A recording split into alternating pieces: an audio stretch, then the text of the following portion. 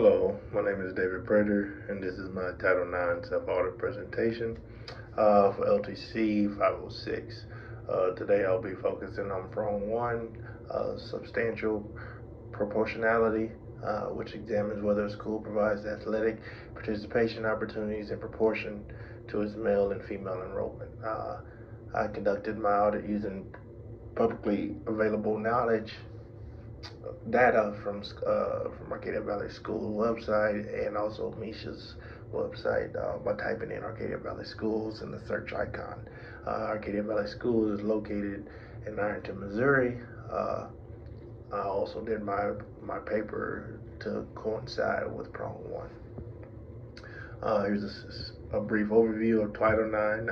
Title IX is a federal law passed in 1972 that prohibits discrimination based on sex in any education program or activity that receives federal financial assistance.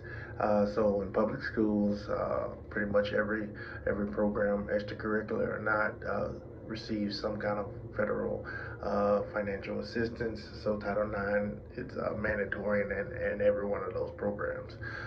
In athletics, Title IX is enforced through a 3-prong test. Schools must meet at least one of the prongs. For me, I selected prong 1, substantial proportionality, because I wrote my paper over prong 1, so I thought those two blended well together. Paper and presentation. The prong 1 asks, are athletic participation opportunities provided to male and female students in numbers substantially proportionate to their respective enrollments. So here we have to go look at our school profile, which is the Tigers and the Lady Tigers, and then we go look at those enrollment numbers. So the school I audited is Arcadia Valley High School, which has 346 members according to Google's website and then Arcadia Valley's website. There's 340 out of the 346 students. 103 of them are 103 males are student athletes. That's a 37% of the total enrollment number.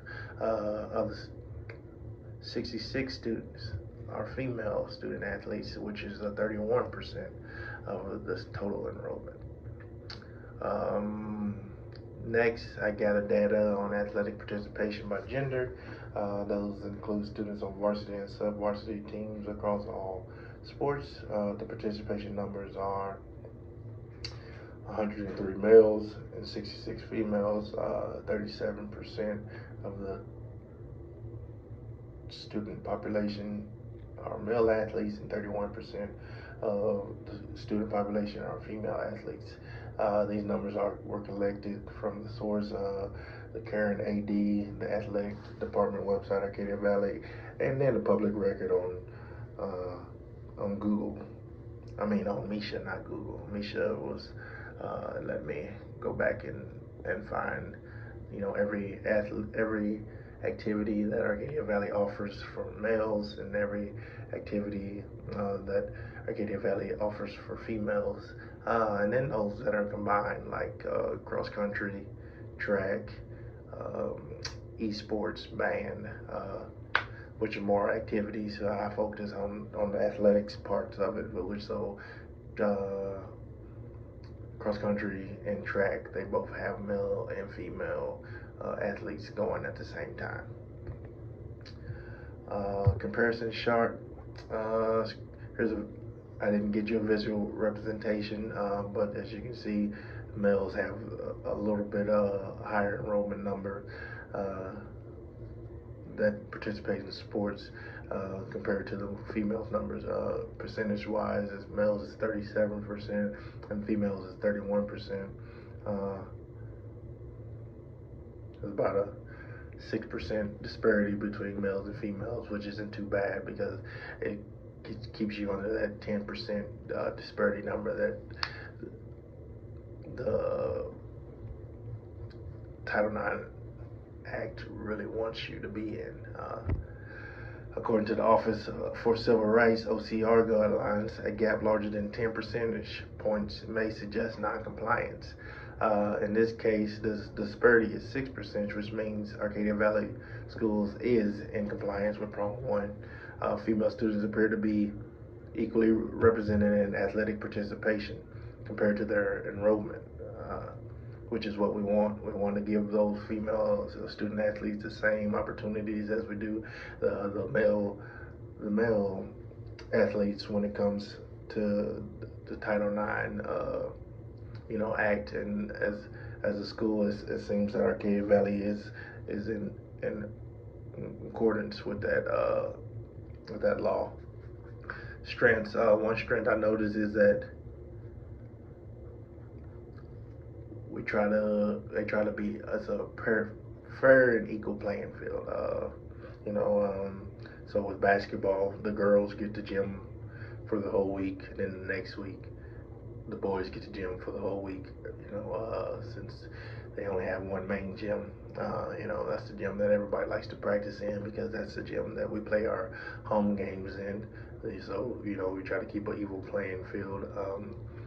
With track and cross country and basketball and volleyball, we try to put the new jerseys on a 4-year rotation to where everybody has an equal playing field, to have equal gym, equal nice new jerseys, and keep them up to date.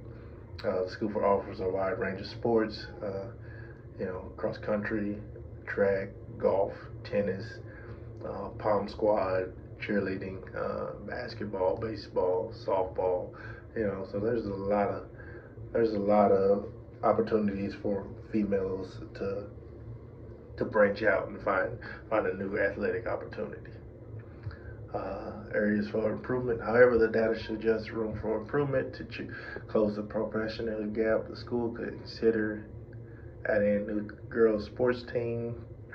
For my little rural area, I don't know what else we could possibly add. Maybe flag football, but I hadn't seen a large number of female athletes really in our area really excited about flag football. Extending roster sizes on carrying girls teams. So I don't think last year, talking to various coaches and knowing those coaches, I don't really see that the roster size was a problem. Basketball wanted more girls, and girls continue to quit. Volleyball had room for more girls. Softball had a big number of girls. Those were about the only number of girls that wasn't, extremely low with the sports that you have. Same with cross country. There was still room for girls to grow. They just didn't take advantage of the opportunity. Mine would be conducting interest surveys to identify unmet needs.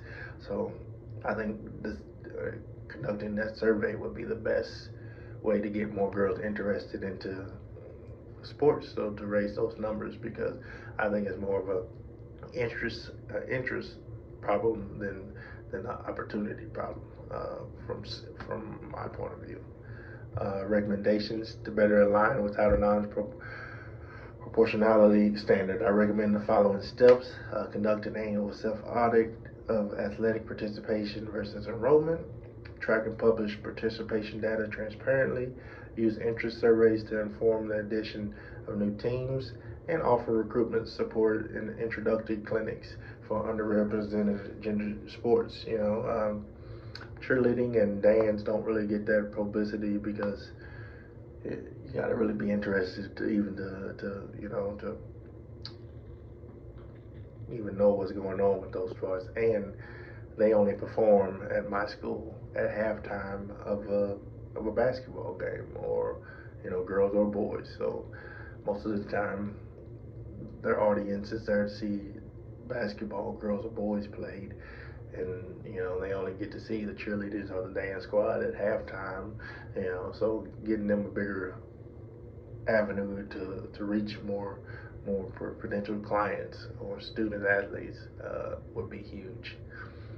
In conclusion, Title IX's proportionality prong is a powerful tool for promoting equity in school athletics. This audit shows how even well-intentioned programs can unintentionally fall short of federal standards.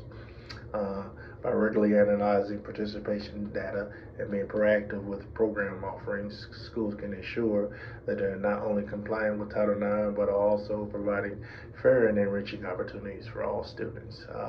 Thank you for watching this presentation.